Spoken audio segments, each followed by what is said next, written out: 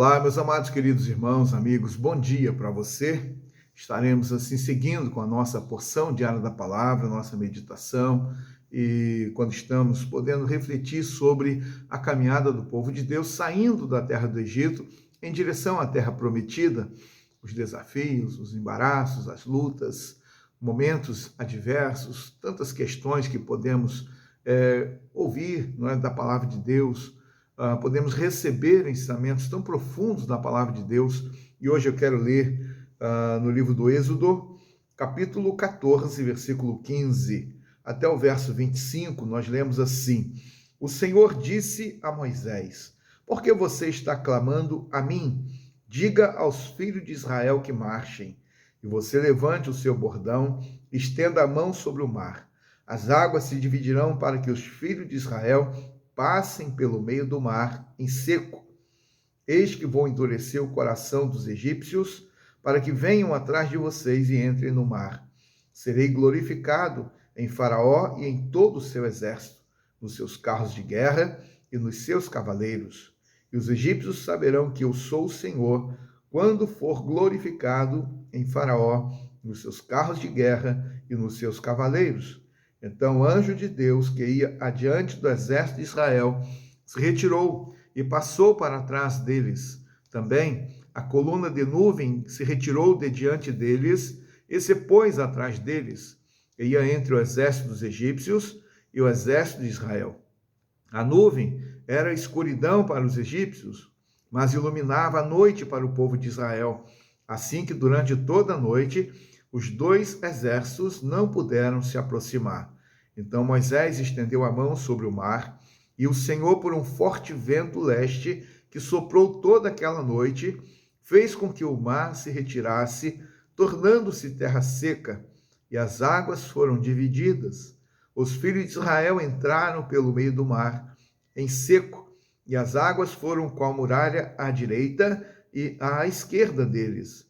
Os egípcios que os perseguiam entraram atrás deles, todos os cavalos de Faraó, seus carros de guerra e os seus cavaleiros até o meio do mar.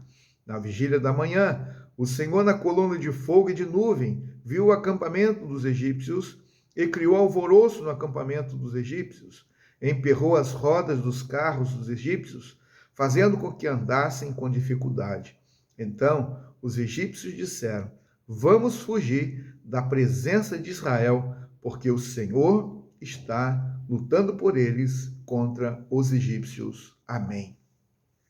Aqui está mais uma porção da palavra de Deus para nós, quando podemos considerar algumas questões, quando o Senhor, diante do clamor de Moisés, e a ordem foi para que os filhos de Israel marchassem, para que prosseguissem, para que avançassem, para que pudessem, então, não olhar para as dificuldades ou para os obstáculos à frente, mas pela fé pudessem prosseguir e pudessem, então, avançar. Também podemos considerar a ação sobrenatural de Deus, o milagre. O povo de Israel não tinha habilidade nem condições de suportar a investida dos egípcios. O povo de Israel não tinha condições por si mesmos de fazerem aquela travessia ou de encontrarem um caminho alternativo para ir rapidamente em direção à terra prometida ou à terra de Canaã. Então haviam ali as pessoas de idade, haviam crianças, haviam os animais, os alimentos que eles estavam levando. Então, assim, humanamente falando, seria impossível aqueles milhares e talvez aí milhões de pessoas fazerem aquela caminhada e sem serem atingidos ou retomados pelos egípcios. Então, a ação sobrenatural de Deus, o milagre, a presença do Senhor na condução do povo, assim podemos perceber de forma tão clara na revelação da palavra. Deus agiu, Deus bloqueou a ação do inimigo e permitiu que o seu povo pudesse prosseguir e avançar. Deus impediu que os egípcios estivessem capturando ali os israelitas, mas Deus permitiu com todas as facilidades para que o povo de Deus pudesse chegar do outro lado e prosseguir a sua caminhada. Como é importante não é? Quando nós podemos também entender que o Senhor está lutando por nós, que o Senhor tem interesse em nós, que o Senhor, na verdade, é aquele que está mais interessado na nossa vida.